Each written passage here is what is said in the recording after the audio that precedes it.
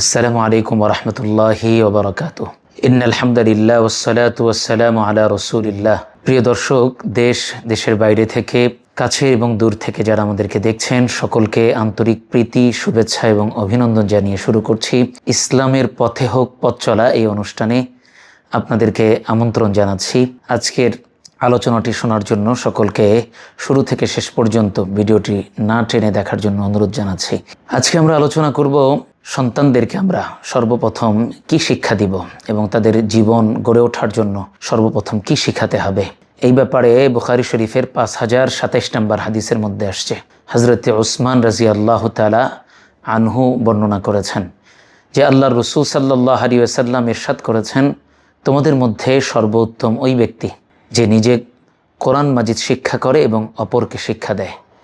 নবীজির জবানের বর্ণনা, খায়রুকুম মান তাআল্লামাল কুরআনা ওয়া আল্লামা, অর্থাৎ পৃথিবীর শ্রেষ্ঠ মানুষ হওয়ার জন্য কোরআন পড়া এটা অত্যাবশ্যক ইসলামের দৃষ্টিতে। আমরা আমাদের সন্তানদেরকে সকলেই চাই যেন আমার সন্তান আদর্শবান মানুষ হোক, আমার ছেলেমেয়েরা আদর্শবান মানুষ হিসাবে গড়ে উঠুক। সেই জন্য অবশ্যই কোরআনে কারিমের দিক নির্দেশনাকে অবশ্যই ফলো করতে হবে।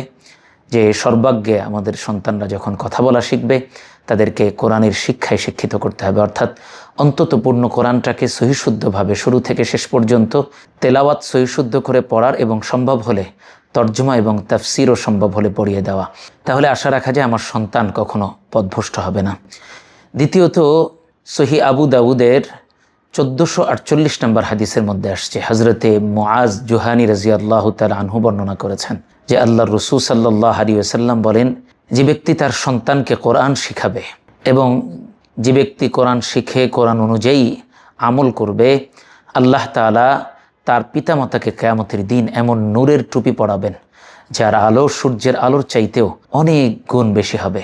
অর্থাৎ নবীজি উদাহরণ দিয়েছেন, যদি পিতামাতাকে এরকম নূরের টুপি পরানো হয় যার আলো সূর্যের আলোর চাইতে অনেক বেশি হবে, তাহলে যিনি নিজে কোরআন পড়েছেন এবং তদানুযায়ী আমল করেছেন, তাকে আল্লাহ তাআলা যেই টুপিটা পরাবেন তার আলো কেমন হবে, এটা সহজেই অনুমেয়।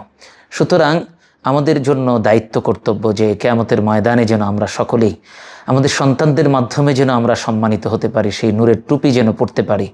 এই জন্য অবশ্যই সন্তানকে সর্বাগ্যে কোরআন শরীফ শেখাতে হবে এবং কোরআন অনুযায়ী যেন তারা নিজেদের জীবনকে গড়ে ওঠাতে পারে, এজন্য আমাদেরকে চেষ্টা করতে হবে। আর এজন্য সর্বপ্রথম দায়িত্ব হলো মায়ের এবং বাবার। তারা যদি সন্তানকে প্রতিটা ধাপে ধাপে কোরআনের শিক্ষাগুলি তার সামনে পেশ করে, তাহলে এই সন্তান একদিন কোরআনের শিক্ষায় শিক্ষিত হয়ে উঠবে এবং সে হোক না একজন বড় ডক্টর, প্রফেসর, ইঞ্জিনিয়ার কিংবা একজন শিক্ষাবিদ, যা কিছুই হোক না কেন, সে যেখানেই যা করুক তখন তার কোরআনের আলোর কারণে তার জীবনটা সুন্দর হবে এবং সে একজন আদর্শ মানুষ হিসাবে গড়ে উঠবে। আজকে এই ছিল আমাদের সন্তানদেরকে কী শিখাবো এই ব্যাপারে আলোচনা। অন্য আরেকদিন অন্য কোনো বিষয় নিয়ে ইনশাআল্লাহ আমরা আলোচনা শুনব। ধারাবাহিক এই পর্বে ইনশাআল্লাহ আমাদের সন্তানদের জন্য আমাদের করণীয় কি এই সম্পর্কে আলোচনা চলতে থাকবে ইনশাআল্লাহ। আল্লাহ যেন আমাদের সকলকে, আমাদের সন্তানদেরকে কোরআনের শিক্ষায় শিক্ষিত করার তৌফিক দান করেন। এ পর্বে আজকের মতো এখানেই আলোচনা শেষ করছি। ও আখিরু দাওয়ানা আনিল হামদুলিল্লাহি রাব্বিল আলামিন। আসসালামু আলাইকুম ওয়া রাহমাতুল্লাহি ওয়া বারাকাতুহু।